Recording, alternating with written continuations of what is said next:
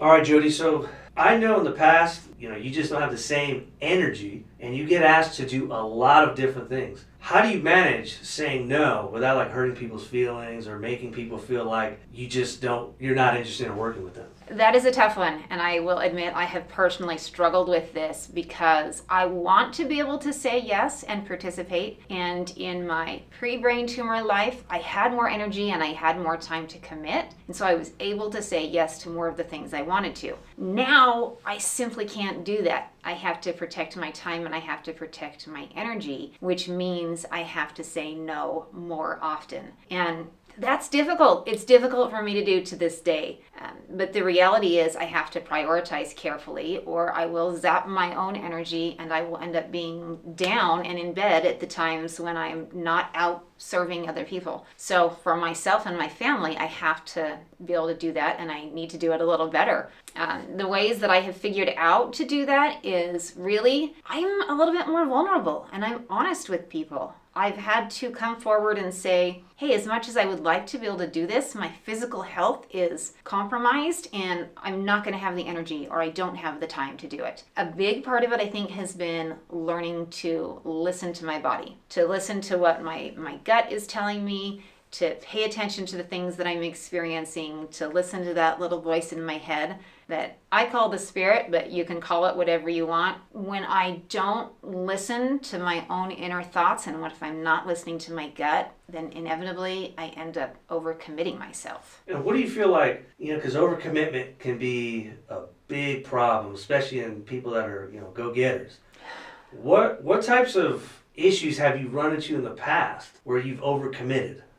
Ooh, well, when I overcommit, it usually looks something like whether it's meetings or speaking commitments or activities I'm supposed to be showing up to all day long, or at least 6 or 7 appointments on the calendar in any given day. Now, at one point in time in my life, that would have been fine, and I would have had plenty of energy and plenty of enthusiasm and could have shown up 100% at all of those. And that is just simply not the case anymore. And so when I do that to myself now, it absolutely wipes me out. Last summer, I got invited to go speak at a conference, and they were running this over the course of 3 days, and they wanted me to speak 6 times over the course of a couple of days. And I thought, oh, that's going to be tough. But what a great opportunity. And this will help get me out there, and I'll be able to speak to a whole new audience that I've never been able to present for. And so I convinced myself that it would be okay and that I would find a way to make my energy last. And I showed up and I went to Orlando to this beautiful hotel. And on day 1, I think I did 2 classes. And at the end of the second class, I was pretty exhausted and could already feel my energy waning. The classes were 90 minutes each, and just talking for that amount of time, I felt like my voice was starting to get a little hoarse. And so I thought, okay, I got to take it easy. I got to get a good night's rest.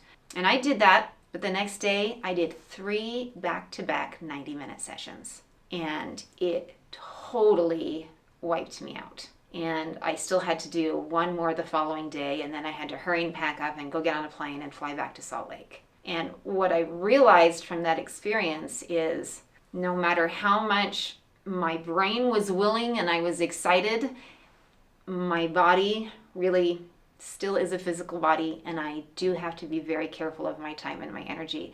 And just a soak in the hot tub at the end of the night at the pool was not enough.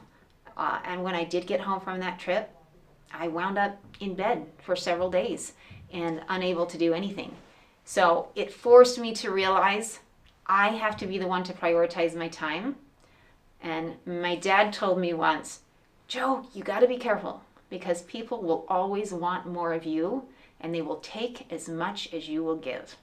And that's what I realized was happening, was because I was willing to and because I said yes, they just kept going and they added from 2 days to added in the 3rd day, and I changed my flights so that I could stay a little longer so I could do the class on the 3rd day instead of flying home earlier. And I kept saying yes because I had already committed myself to it. So that experience helped me to understand that I have to advocate for myself. No one else is going to prioritize my energy over my time.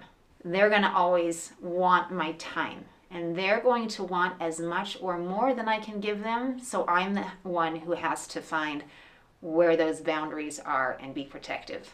So, like, how do you deal with the guilt of saying no? Because it never feels good to tell someone, especially if you hold them in high regards, you have a good relationship, or you just want to do good.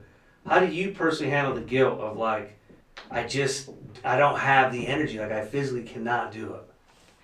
This is a great question, and I actually am dealing with that right at this moment, as I've had a little bit of change in my health situation, and I have some physical evidence now of what my body has been telling me, which is that I've been having some additional challenges and some new symptoms that have been popping up that have taken more of my time, more of my energy, created new headaches, created some new issues that I've been having.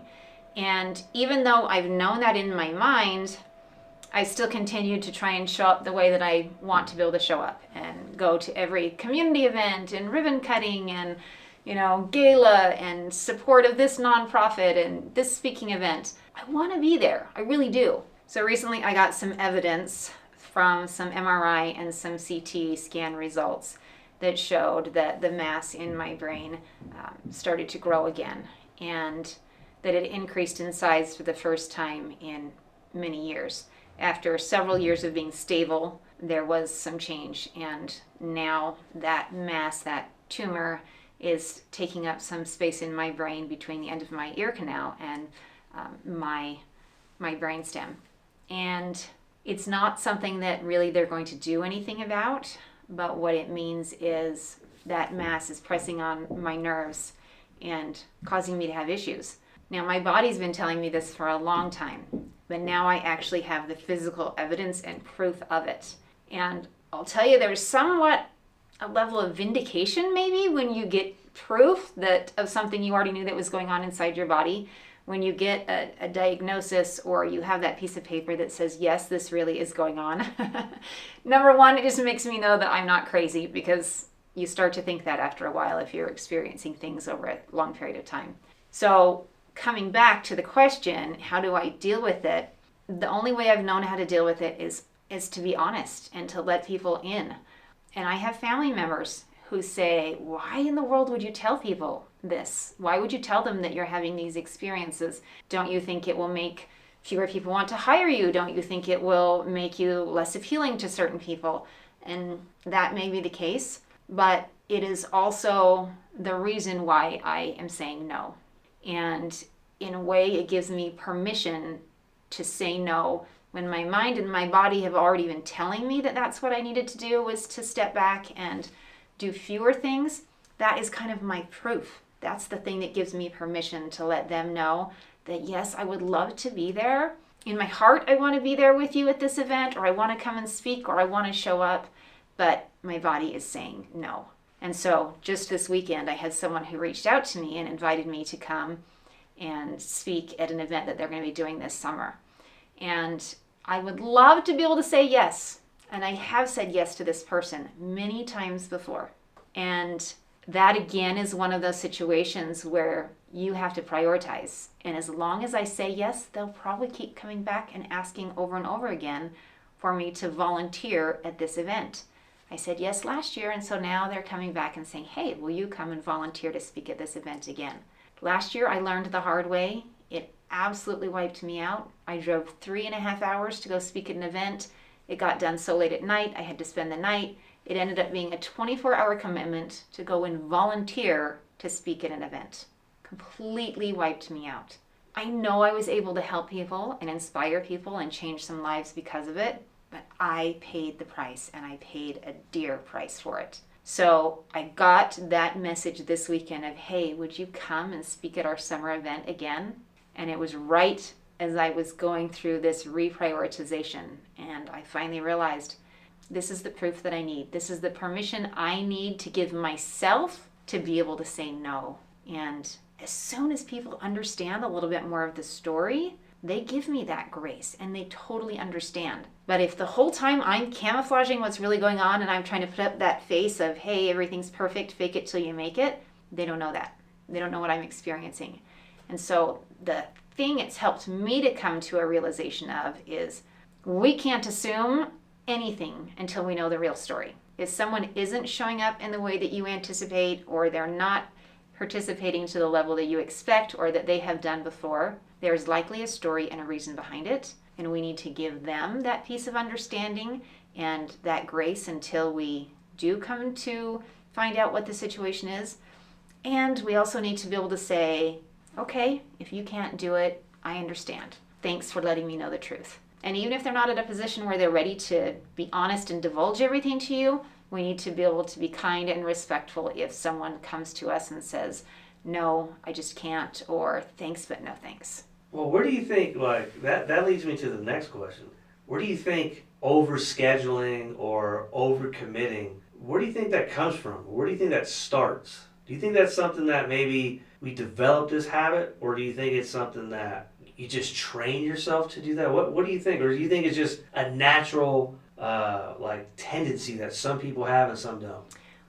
Well, I think that there is a natural tendency, and I think part of it is personality related. And as a go-getter kind of person, my natural instinct is to want to be productive and fill up the day with good things. And sometimes those things look like meetings or appointments. And then later I look back and think, what were those meetings and appointments even for? Oh, a friend of a friend introduced me and they want you to have a Zoom call with this person, and I have things on the calendar and I don't even know why. And if I think just like you spend as much money as you make, unless you're specifically budgeting and putting money aside, you do the same thing with your time. We're all going to find ways to fill up our time. Some are going to end up scheduling multiple meetings. Others are going to, choose different ways to fill up their time or, do their assignments. Some people choose to do nothing and they end up spending the whole day and realizing, I didn't get a dang thing done because they didn't prioritize anything. So I think a big part of it is it's up to us. I think we have to learn to choose how we're going to spend our time and what is going to be the most effective use of our time. And then we have to get to that stage of discomfort and say, no, I can't do that, or this isn't a good time for me, or let's just have this conversation via email or via text instead of taking up much needed time for what ends up being a 30-minute Zoom call or an hour-long Zoom call, and you're not even sure why you're having the call, or there was no takeaways or results coming out of it. That's what I'm trying to be more careful of, and protecting my time, because my natural instinct would say, let's fill up the day with good things to do. But the reality is, I put calendar things on, and they're not always the best use of my time. So let me ask you this. Why do you think it's so challenging for many to actually say no? In theory, most people understand this concept, but in practice, it's much more challenging for people to do it. Why do you think that is? Well, I think it's very hard for some people and it's easier for others. And I think there's two different camps to that. On the one hand, people who are super successful know that they have to say no in order to prioritize their time to be successful. And so they've gotten used to doing that. I think for most of us, we're in a different set. We're in a point where we care about our relationships. We don't want to offend people. We want to come across as being kind and gracious and helpful, all of which are good, great things. But I think sometimes we feel like that makes us have the commitment that we have to say yes. And instead of saying yes to the things that are the most important, or instead of saying yes to the things that really would help grow a relationship, instead we say yes to everything because that is more comfortable than saying no. And I have a dear, dear friend who she is in her 40s, but she lost her husband 5 years ago. And she now is a single mom and she's raising all of her kids by herself. And she has opportunities to do many things. And she says, oh, PTA keeps coming to me and they want me to be the PTA president and someone else wants me to do this volunteer position. And she says, of course I want to do it all. And she way overcommitted herself. And at the end of it, she said, why? Do I need to be the PTA president? No, that actually takes time away from being able to raise my kids. But because of the relationship she had with the people and because she had been involved, she allowed herself to get caught into that situation of feeling like she was obligated to say yes, that she needed to say yes, and that saying yes was the only way that they would value her. And that is not the case. they continued to ask because she continued to say yes. And so they continued to give her additional opportunities. The reality is that wasn't the best use of her time. And she came to me almost in tears and said, I have to say no to some of these things because I'm trying to raise these kids and I'm spending more time at their school without them than I am with them. Well, this is a question I know a lot of people have. So what are the benefits of, like, what do you notice when you start maybe controlling your time a little bit more, right? And saying, these are my non-negotiables, or this is what's most important as far as the value of my time. What are some benefits that you can find by saying no to things that you know you should say no to?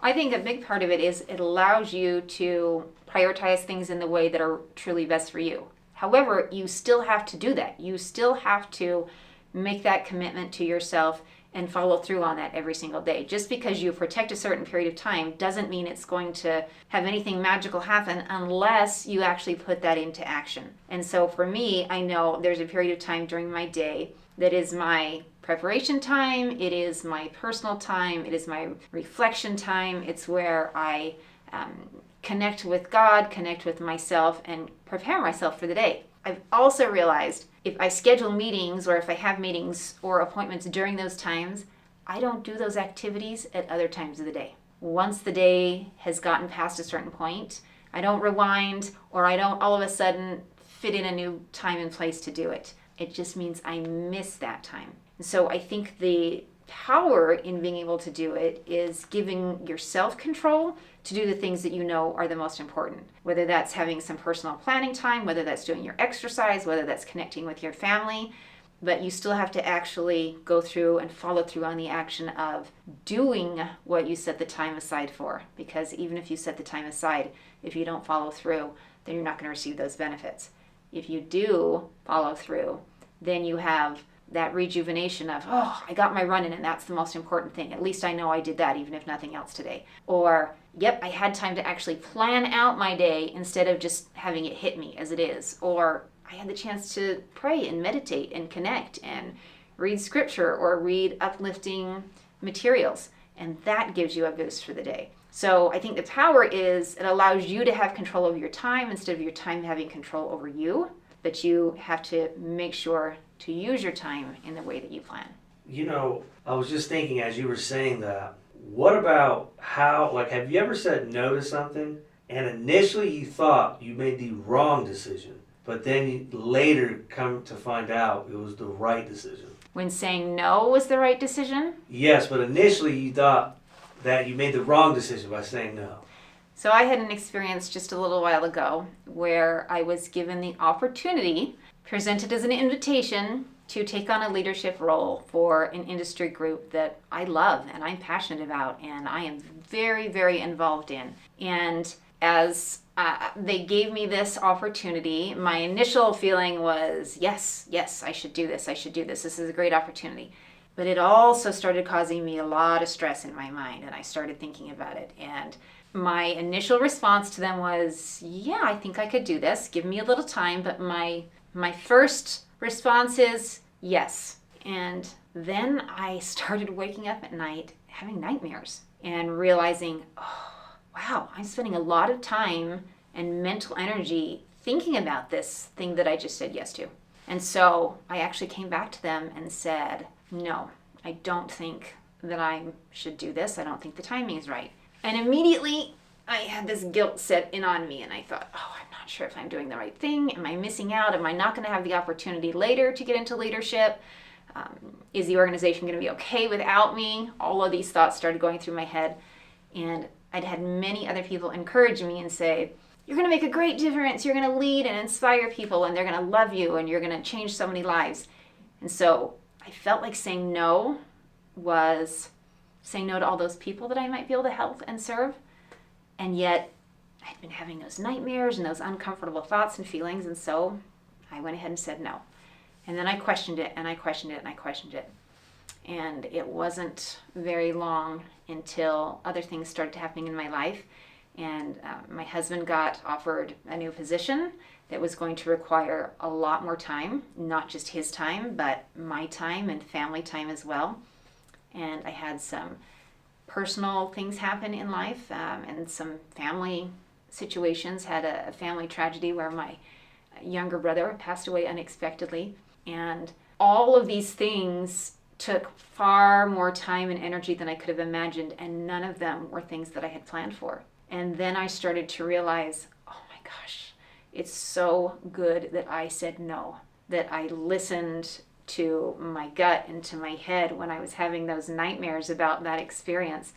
Because if I had been committed, it would have been a very difficult commitment to step out of, to give myself the time and space that I needed to be able to help serve with my husband and to be there with my family and to deal with the things that were truly the most important things in my life, because I would have already prioritized something else as being more important. So what are some things that you have found that give an indicator that they're usually kind of packaged as like, can you do me a favor? Or that usually don't match up perfectly with the best use of your time? And are there signs or things that you hear that typically you can kind of know, like, this most likely is going to end up in the, I just cannot commit to this right now? That is a great question. That's a great question. And I wish I could say I knew all of the signs and the indicators or the specific phrases.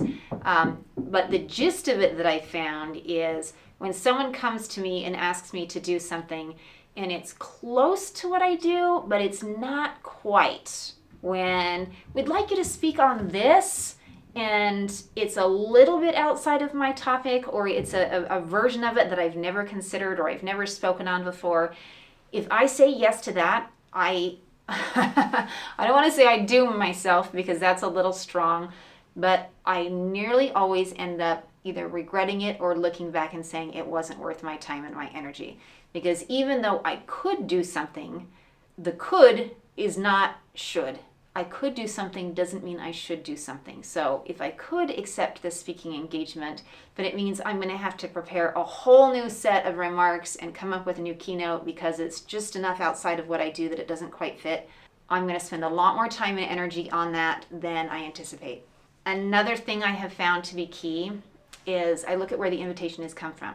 And if someone comes and says, we're this brand new organization and we're so excited and we want to bring you on, that right there gives me pause.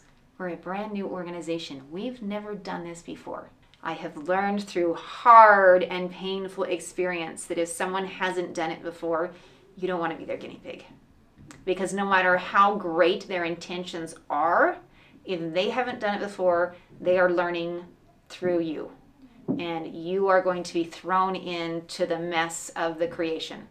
It doesn't mean it can't be successful. It means it's much less likely to be successful, or at least much less likely to meet their expectations and certainly your expectations. I've had people who've promised all sorts of things on the front end because they had big dreams and visions. We're going to give you photography from the event. We're going to have someone come and video the event, and you're going to get this professional video. We're going to pay you a portion of the proceeds afterwards, and we're going to have X, Y, and Z all available for you, but they give you only a little bit up front. I have walked out of those situations and they say, sorry, we didn't make any money and we're in the hole. I'm not going to be able to get the photography, I'm not going to be able to get the video, and we can't give you any of these things that we promised. I've had another situation where they brought me on and had this supposedly great lineup of speakers, and you're going to be this fantastic in this lineup. And then they introduced and said, and for her first time on stage ever, and they brought up a speaker right before me who literally read from a page the whole time and just deflated the energy and took all of the air out of the balloon right before I was about to stand up. So I would say the thing I've learned is there may not be any set of specific words or phrases, but when people are new to a circumstance, when it's something they haven't tried before, or they're experimenting with something, that is maybe indication that you're going to spend more time and effort than you might have energy for. If you're involved in the group and it's part of what you're getting paid to do to experiment and to figure it out, great, more power to you. But if someone is coming to you asking you to give some of yourself to situations like that, that's a tricky thing. Another thing is where if you have indicated to people that you don't have time and energy, and they're still coming to you and asking for things, that to me says, okay, maybe you're not fully aware of what's going on, or maybe you're just trying to find a different door or window to get to me, but I need to protect myself. And I had a time where I quit a job and let people know I was going to be taking care of myself and my family, and an organization came and they said, we know you're not doing this anymore, but would you do this for us? And I looked at the commitment, and it wasn't a huge time commitment, but wasn't an area I had particular passion about. I could see how it would be good for them.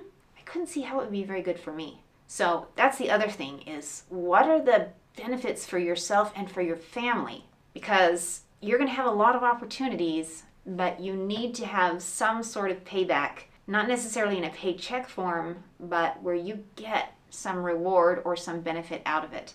Service is great, and I do service all of the time, but I try not to make commitments where I am prioritizing serving others and my own family is going to suffer, or my health is going to suffer because of it. So that's a roundabout way of answering your question, because I don't think there's any one answer, but I think you need to look at a variety of things and consider all aspects of the situation. Well, Jodi, thank you for answering some of these questions. I know the audience is going to love these, so I can't wait to go on to our next subjects here. So we will resume here shortly.